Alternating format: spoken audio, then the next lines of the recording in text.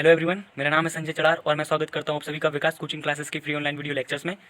तो आज के इस लेक्चर में हम कंटिन्यू करेंगे हमारा क्लास 11th केमिस्ट्री का chapter structure of an atom. पिछले लेक्चर में हमने देखा था प्लैंक्स क्वांटम थ्योरी। ठीक है, तो आज के इस लेक्चर में हम देखेंगे photo electric effect, stopping potential और dual nature of electromagnetic radiation. ठीक है, तो सबसे पहले हम देखेंगे फोटो इलेक्ट्रिक इफेक्ट। ठीक है, तो फोटो इलेक्ट्रिक इफेक्ट को एक्सप्लेन किया था हेनरिक हर्ट्ज ने।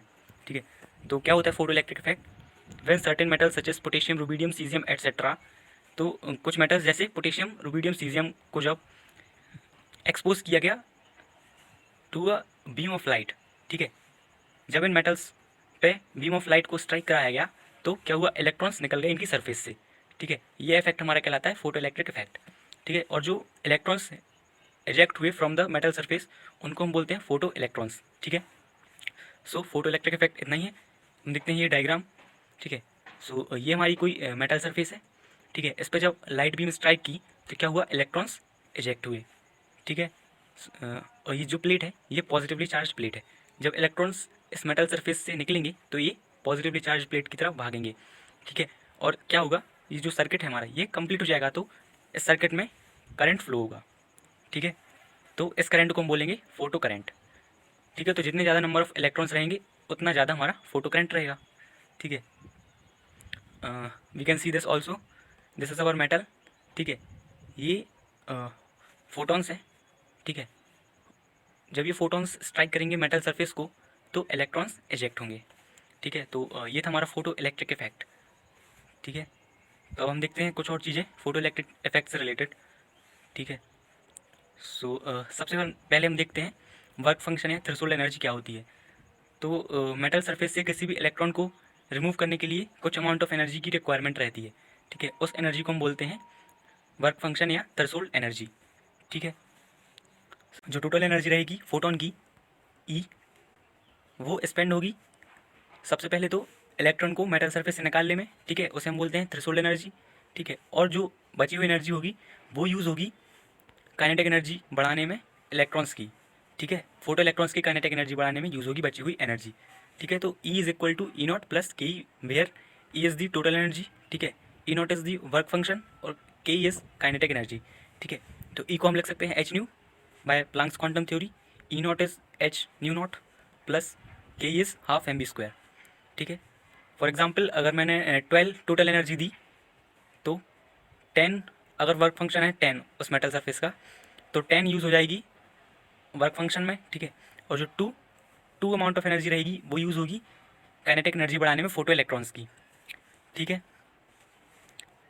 तो अगर हमारे पास कोई मेटल सरफेस है जिसका वर्क फंक्शन है 10 यूनिट्स है। ठीक है, तो जो हमें फोटोन चाहिए पड़ेगा, फोटोन की energy greater than equal to 10 होनी चाहिए। ठीक है, मतलब या तो फोटोन 10 अमाउंट ऑफ एनर्जी का होना चाहिए या उससे ज़्यादा का होना चाहिए। ठीक है, ऐसा नहीं होना चाहिए कि 5 यूनिट के 2 फोटोन से हमने एक इलेक्ट्रॉन को इजेक्ट करवा दिया, नहीं ऐसा नहीं होता है।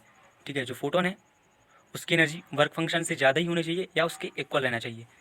ठीक है, तो जितनी ज़्यादा नंबर ऑफ इंसिडेंट रेज रहेंगी उतने ज़्यादा हमारे फोटो इलेक्ट्रॉन्स रहेंगे। ठीक है, as we can see here, एक इंसिडेंट रे है तो एक फोटो इलेक्ट्रॉन है, दूसरी है तो 2, ठीक है, तीसरी है तो 3 फोटो इलेक्ट्रॉन्स हो गए। तो number of incident rays is directly proportional to number of photo electrons. ठीक है, वैन कब होगा ये, जब फ्रिक्वेंसी है ज़्यादा रहेगी थ्रेशोल्ड फ्रिक्वेंसी से।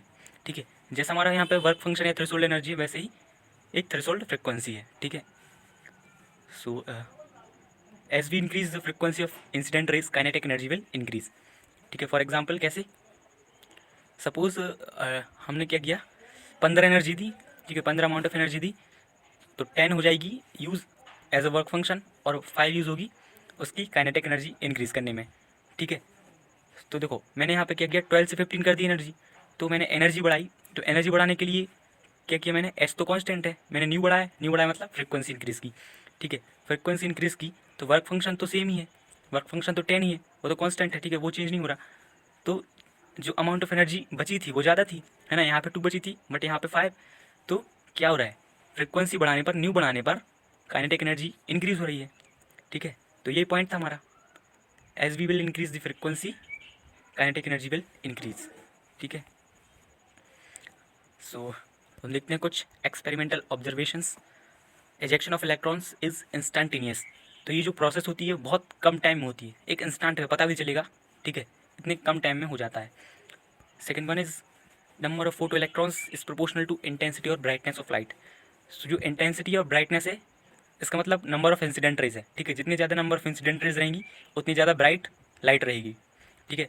तो यही है, number of photo electrons is proportional to intensity of light, ये हम पहले ही देख चुके हैं।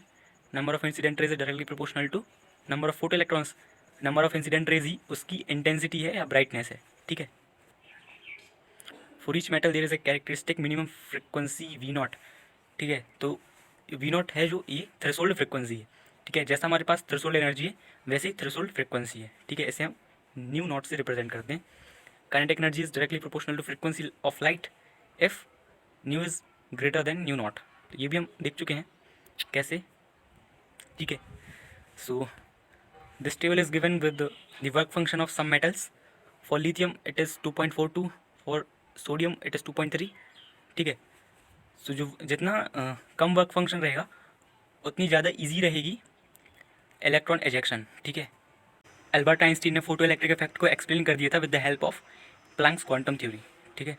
अब हम देखते हैं कुछ graphs related to the photo electric effect, ठीक है। So first one is in between the kinetic energy and frequency, ठीक है, kinetic energy of photo electrons and frequency of the light beam which is falling on the metal surface, ठीक है।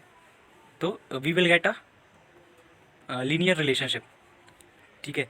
Kinetic energy है वो increase होगी with frequency but after a particular frequency which is called as the threshold frequency, ठीक है, क्योंकि इससे कम अगर फ्रिक्वेंसी है तो फोटो इलेक्ट्रिक इफेक्ट ऑब्जर्व नहीं होगा, इससे ज़्यादा अगर फ्रिक्वेंसी है तो काइनेटिक एनर्जी लीनियरली वेरी करेगी विथ फ्रिक्वेंसी, ठीक है। सो देखते हैं नेक्स्ट, इंटेंसिटी और फोटो करंट के बीच का जो ग्राफ है ये। सो इट इज़ मतलब इंटेंसिटी जैसे जैसे बढ़ रही है फोटो करंट भी बढ़ रहा है, ठीक है, ये हम पहले भी देख चुके हैं। इंटेंसिटी को हमने कैसे डिफाइन किया है, जितनी ज़्यादा नंबर ऑफ इंसिडेंट रेज रहेंगी उतनी ज़्यादा इंटेंसिटी रहेगी, ठीक है। सो हमने पहले ही देखा है ये number of incident raise, number of photo electrons, ठीक है। तो जितने ज़्यादा नंबर ऑफ फोटो इलेक्ट्रॉन्स रहेंगे उतना ज़्यादा फोटो करंट रहेगा, है ना। सो ये ग्राफ भी ईजी था, ठीक है। ये कंडीशन लिखी है कि जो फ्रिक्वेंसी होनी चाहिए वो ज़्यादा होनी चाहिए थ्रेशोल्ड फ्रिक्वेंसी से, ठीक है। देखते हैं नेक्स्ट ग्राफ।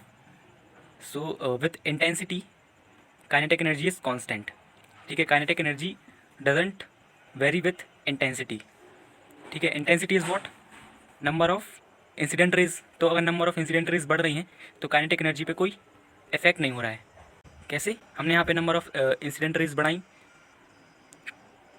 तो काइनेटिक एनर्जी तो सेम ही है, क्या बढ़ रहा है, फोटो करंट बढ़ रहा है, फोटो इलेक्ट्रॉन्स बढ़ रहे हैं, बट वर्क फंक्शन तो सेम ही है ना, और काइनेटिक एनर्जी भी सेम है, कोई फ़र्क नहीं पड़ रहा है उन दोनों पे, ठीक है। Next graph is photo current और फ्रिक्वेंसी के बीच में, तो इन दोनों का भी कोई रिलेशन नहीं है। फ्रिक्वेंसी जैसे जैसे बढ़ रही है फोटो करंट कांस्टेंट है, ठीक है। सो ये थे हमारे कुछ ग्राफ्स, आई होप आपको समझ में आए होंगे। हम देखते हैं स्टॉपिंग पोटेंशियल, ठीक है। सो स्टॉपिंग पोटेंशियल क्या होता है, जो फास्टेस्ट मूविंग फोटो इलेक्ट्रॉन है उसको स्टॉप करने के लिए, उसको रोकने के लिए हमें कितना नेगेटिव पोटेंशियल अप्लाई करना पड़ रहा है, वही हमारा स्टॉपिंग पोटेंशियल है, ठीक है। सो अब हम अगर किसी मूविंग इलेक्ट्रॉन को स्टॉप करेंगे तो उसकी काइनेटिक एनर्जी में कुछ ना कुछ चेंज होगा, ठीक है, और वो चेंज इक्वल होगा वर्क डन के, ठीक है। तो काइनेटिक एनर्जी में चेंज को हमने लिखा काइनेटिक एनर्जी मैक्सिमम और work done is charge into potential, ठीक है। सो जो पोटेंशियल है ये हमारा है स्टॉपिंग पोटेंशियल, ठीक है। सो हम यहाँ से स्टॉपिंग पोटेंशियल की वैल्यू निकाल सकते हैं, V stopping will be equal to kinetic energy maximum divide by charge, ठीक है। So let's see this graph, ये दो फोटो करंट है, इसकी इंटेंसिटी I1 है और इसकी इंटेंसिटी इससे डबल है, दैट इज़ 2I1, ठीक है। सो इन दोनों को स्टॉप करने के लिए हम जो स्टॉपिंग पोटेंशियल लगाएंगे वो सेम होगा, ठीक है, क्योंकि जो स्टॉपिंग पोटेंशियल है वो वेरी करेगा only with the kinetic energy as in the formula, ठीक है, क्योंकि जो Q है वो तो कांस्टेंट रहेगा, है ना। तो जो स्टॉपिंग पोटेंशियल है वो डिपेंड करेगा काइनेटिक एनर्जी मैक्सिमम पर। और यहाँ पे इंटेंसिटी की बात हो रही, तो इंटेंसिटी और काइनेटिक एनर्जी में ऐसा कोई रिलेशन हमने देखा था, कोई था ही नहीं ऐसा। With intensity kinetic energy was constant, ठीक है। So same potential can be applied to stop two photo electrons with different intensities, ठीक है। So this one was our stopping potential. I hope आपको समझ में आया होगा। अब हम देखते हैं dual nature of electromagnetic radiations. So friends, कुछ फेनोमेनन ऐसे थे जो केवल वेव नेचर से एक्सप्लेन हो रहे थे और कुछ ऐसे थे जो पार्टिकल नेचर से एक्सप्लेन हो रहे थे। तो ऐसा माना गया कि जो इलेक्ट्रोमैग्नेटिक रेडिएशंस हैं वो दो नेचर की है, ठीक है। It shows wave nature as well as particle nature, ठीक है।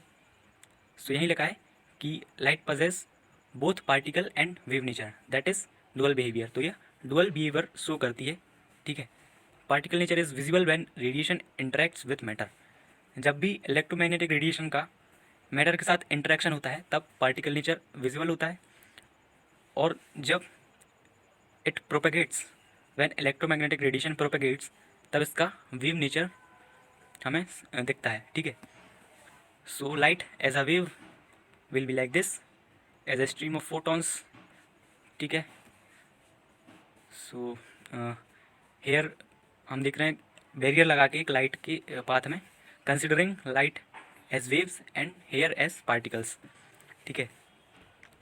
सो अगर हमने बैरियर लगाया when we are considering light as waves, so it will bend around the corners. ये हमने देखा है डिफ्रैक्शन में, डिफ्रैक्शन है होता है ये, ठीक है। और अगर स्ट्रीम ऑफ पार्टिकल्स अगर हम उसे माने तो क्या होगा, वो वहीं पर रुक जाएंगे, इट विल नॉट बेंड, ठीक है यहाँ पे। सो जो इलेक्ट्रोमैग्नेटिक रेडिएशन है वो दोनों नेचर शो करता है। सो फ्रेंड्स, आज के वीडियो में बस इतना ही। अगर आपको लेक्चर पसंद आया है तो लाइक कीजिए, शेयर कीजिए अपने फ्रेंड्स के साथ और सब्सक्राइब कीजिए हमारे यूट्यूब चैनल को। Thank you very much.